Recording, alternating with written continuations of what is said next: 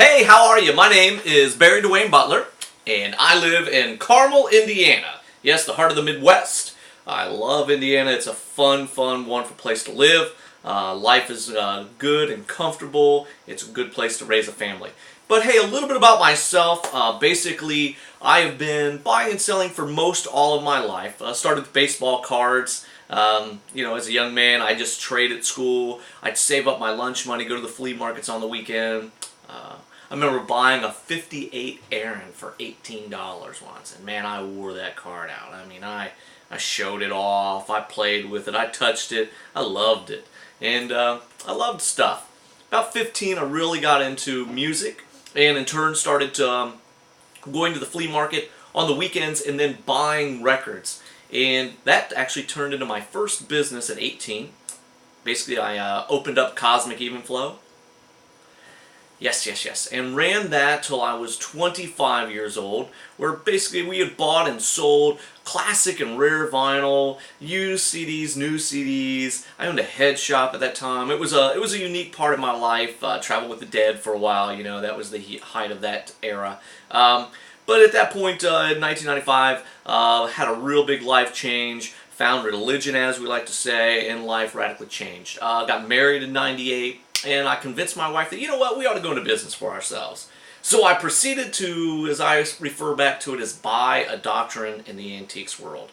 We had no money. What money we did spend, we borrowed it off of a credit card, spent it, and tried to turn a dollar.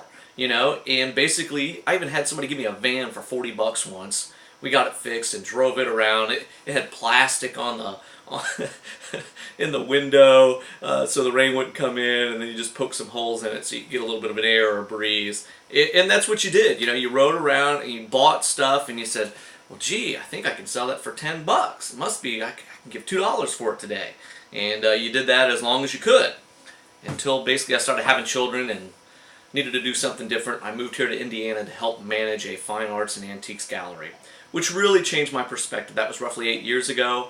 I went and got an auctioneer's license at the time, in which I really enjoyed calling auctions, which I'll tell you about here in a second. But I worked for Dan Ripley at Antique Helper, ran his company for 5, almost 6 years before I left 3 years ago to proceed on my own.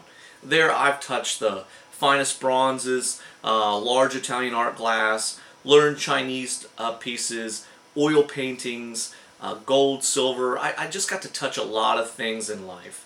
But being an auctioneer, I knew that I had my own craft. I could start my own company. Right now I run 4 sports auctions a year. I actually have one I'm leaving for here in about 10 minutes to call. And basically I sell autographs, early cards, and more sports-related items in that field. So as an auctioneer as well, I have a jewelry auction once a year. I enjoy the craft. I think I'm very good at it. I think it, as I refer to it, it's like playing poker with a room full of people. I stand there all day wondering how much money they have and can battle them in and out, and I believe I'm one of the best at one of my crafts in doing so. So I have a lot of fun doing that. I'm not scared to stand in front of people. I'm not scared to talk, and I put myself out there. Also being an auctioneer, managing an auction house, you learn to empathize and sympathize with people staggeringly. You see them in their best and in their worst situations, and gives you a little bit of humility, helps you deal with people graciously, and you just learn how business is business, life is life. You give what you can, and you give back to those who are in need at that point. So with that, that's a little bit about the my realm where I am up to this date. Right now, like I said, I buy and sell for a living. Sometimes I'll wake up in the morning, I'll drive out, I don't know, a couple hours, get up about 6, leave the house at 7, be at the first shops by 9, and I'll shop my whole way home, and sometimes won't get home until 8 o'clock in the evening. And in those days, I can normally hit 30, 35 shops. I'll hit everything from a Goodwill to a fine arts antique shop. I'm not scared of any of them.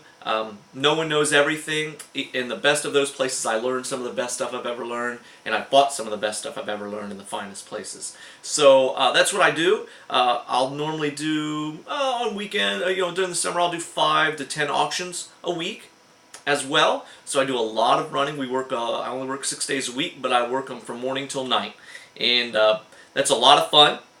I get out there and I do that. Some of my latest finds. Let's see. I went to Atlanta the other week and I pulled a few goodies out here. Let me see.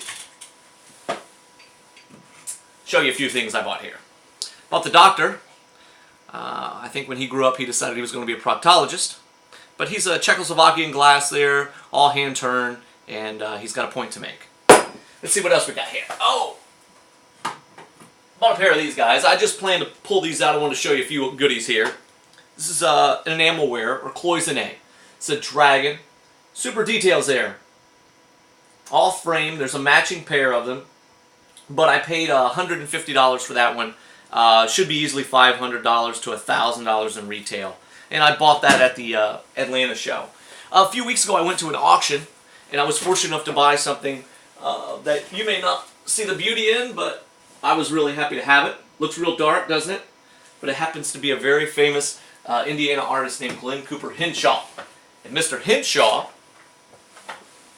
was one of the early founding fathers of the Hoosier Salon, and that painting there should be in the mid-range between $500 and $10,000.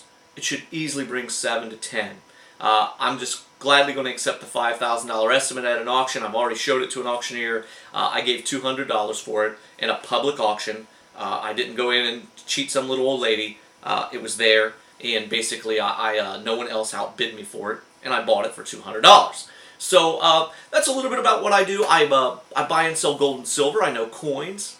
I know a little bit about gold. I don't know coins detailed, but I know gold and silver. I buy scrap gold and silver all the time.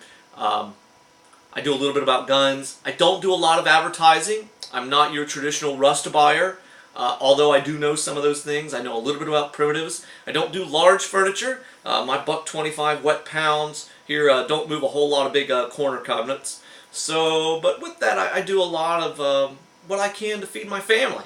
I like my business. I love my industry. I'm really honored to be a part of it, and I work hard at it. So, hey, hope you get a little bit about who I am in this. And until we meet again, Case IE, keep a song in your heart. Thanks, guys. See ya.